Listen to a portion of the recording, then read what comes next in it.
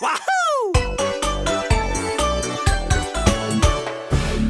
Ah, shit. It's Klonoa again. Welcome to Breaking the Backlog, the only YouTube series that's as consistent as your routine colonoscopy.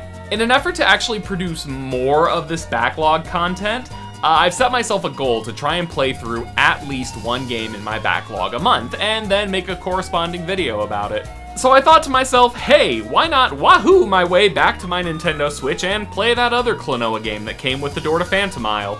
That one where Klonoa is blue now and looks a lot edgier than my happy little rabbit boy used to. It only took me 4 hours to get through this game. Part 1. The story. Klonoa 2 picks up sometime after Door to Phantomile, with Klonoa crash landing face first onto the world of Lunatea. Rescued from the crushing weight of carrying an entire 2-game franchise on his shoulders, Klonoa is picked up by Lolo, an aspiring priestess, and her weird puppet dog thing named Popka. They vomit up a ton of exposition about how the harmony of Lunatea is being threatened by darkness, represented by the worst evil of all time: bells. Turns out there are actually 4 total bells: the Bell of Tranquility, the Bell of Joy, the Bell of Discord Calls, and Taco Bell, one for each of the kingdoms in Lunatea, with the 5th one being the Bell of Sorrow. Lolo jumps into your wind ring and off you go, ringing bells and collecting, okay, those look exactly like the elemental stars from Golden Sun, elements, which are supposed to stop the 5th bell from appearing, so naturally these get stolen from you by Liarina, who is some sort of pirate, I guess. I'm not gonna lie to you, I really didn't vibe with this game as much as I did the first one. We fight some bosses, get the elements back, beat up another boss who suffers from depression, and then the day is saved, and Klonoa walks into obscurity on the Game Boy Advance. Part 2. Exploration.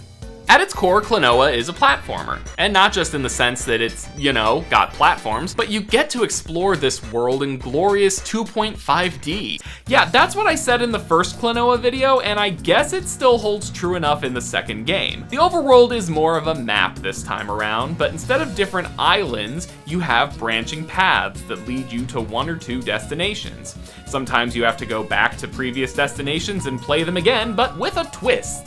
Like, for example, one is a cave, and then the next one where you come back, it's a cave again. But breathing kills you, so kinda like living in Northeast Ohio. Klonoa 2 does introduce a few new things, though, to make traversal different. First of all is the Liquires, which absorb enemies and change color depending on how many they absorb. Once they turn a certain color, you can then use them to break crystals of that same color. There's also these blue enemies called Herbals, which let you jump higher and become electrified, and Ketons, which let you fly off in different directions. There's also a hoverboard that we steal from a theme park. I f***ing hate the hoverboard. Out of a total of 25 lives lost during my playthrough, 24 were from hoverboard sections. Part 3. Combat. I wish I could say that there was something different for this game, but honestly, the combat was perfect in Door to Phantomile, so I'm kinda glad they didn't really change it here. Enemies get the big suck with your ring, and then you throw them at the bosses.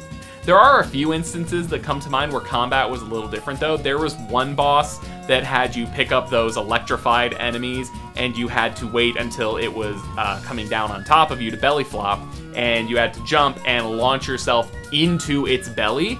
I thought that was really cool. There's also a boss or 2 that were fought on the hoverboard, and I hated that. Part 4. Collectibles and crafting.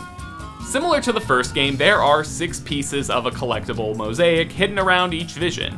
But instead of giving you a super cool musical fanfare when you find them all, you get a weird doll creature called a Mommet. Collecting 8 dolls unlocks a bonus level gauntlet where you collect Dreamstones to unlock songs in the music player. Finding all 16 dolls unlocks the Chamber of Horrors. The Chamber of Horrors is just another gauntlet where you unlock more music. Not super worth it in my opinion. But wait, there's one other thing. Collecting all 150 Dreamstones in a level will unlock a picture for your scrapbook. Part 5. The extras. What, the music player and 2 bonus gauntlet levels weren't enough for you? That sucks. Between that and the DLC costumes from the first game, that's it. Lunatea's veil, which I guess represented the veil that separated the world of Lunatea from, like, the rest of the universe, was okay. I played it, and I completed it. What more do you want? While I was able to get emotionally invested in the characters and story from Door to Phantomile, I made zero connection at all with the cast here.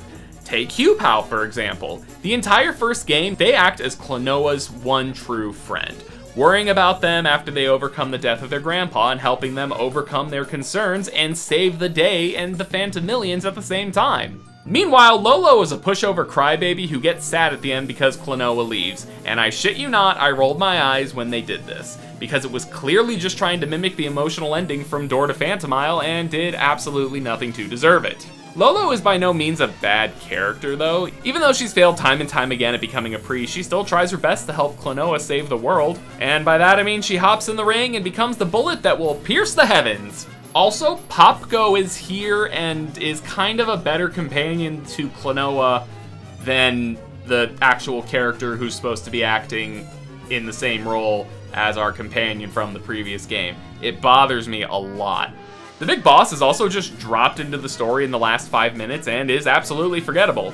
And guess what? You have to fight him on the f***ing hoverboard too. If I never play another game with a hoverboard, it'll be too soon. And with that, I can finally put the Phantasy Reverie series to rest.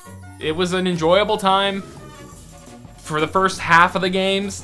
And other than that, I mean, I have now successfully completed both Klonoa games that were the massive cult following hits that they were.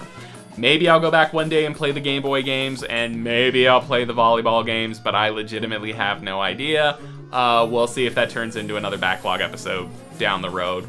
But with that is another episode done. I'm gonna try and be more consistent about these things. Thank you all so much for watching, and I'll see you in the next one.